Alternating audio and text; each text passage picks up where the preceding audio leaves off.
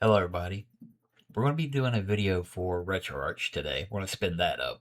But hopefully the video goes well. There was an update to OBS and it's changed the interface and I'm hoping my settings are still there. I did a small audio test and it seemed to work, but let's see how this goes. Okay, so here we are on Linux server.io's place. You can find them also on the Docker Hub, but let's go ahead and get started. We're going to be installing RetroArch is front end basically for arcade cabinets, but it looks like somebody has put it in a Docker container. So let's go ahead and grab Linux server RetroArch latest. Go ahead and copy that and go to our portainer. We will add a container. We'll call this RetroArch. We will paste in our pull address. All right. We will need our user ID, group ID, and a time zone. So let's go down. Environments, 1, 2, 3. We'll do our process user ID, our process group ID, and our time zone. Now, for me, these will both be 1000, but you should always figure out what ID you are for your system or your OS or your user, especially if you're not the only user.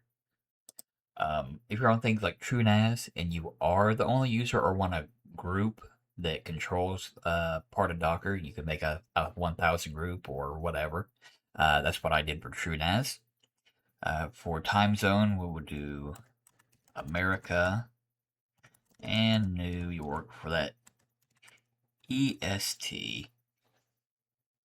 All right, we got that. Now we need a path to our configuration folder. That will be /config. So we'll map an additional. We'll bind for persistent data. The container gets /config. And I already set a folder up earlier when I was testing to see if this would end up working.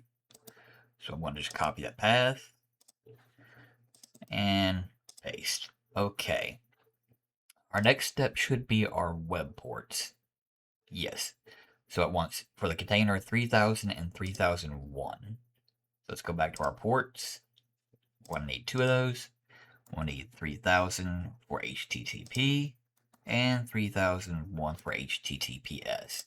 And for just demonstration purposes, I don't have these ports taken up on my host, so I'm just going to put them as default. If they're taken up for you on the host, as always, changing them to something that is not currently in use. So that should be good for now. You can do unless stopped and your shared memory size, but I'm just doing a demonstration. So let's go ahead and deploy our container. There's RetroArch. Like I said, did this earlier, so it's quicker. It does use Selkies, but let's do our local host. Let's see if we can do 3000. I did 3001 earlier. Okay, you can do 3000. Now, if you do 3001, remember you got to make it HTTPS, and you'll need a either allow the self-signed certificate or certificate. But here we are. We are inside RetroArch. As you can see, there is everything that there usually would be.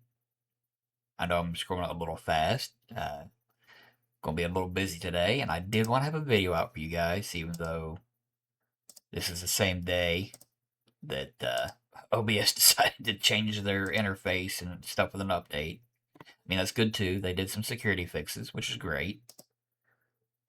But yeah, it's all there. You can still plug in your game pads. Obviously, I'm using a mouse right now. You can still click on stuff here.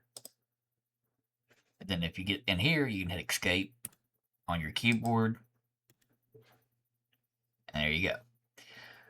But yeah, there you guys go. It's really quick, and I'll do it again or show you here that in downloads, RetroArch, we have our desktop, and we have our SSL, which is the self-signed one. Again, if you want to use encrypted, you have to use your own cert. if you don't want the warning. But besides that, yeah, RetroArch is up and running. Uh, you know, say you already dumped your own copy of Mario Brothers or Super Mario Brothers, excuse me. Yo, throw it here on RetroArch, and you could play it downstairs in the office. Not a great idea, or in your game room. So anyway, you guys have a good one, and I'll see you next time. Catch you later.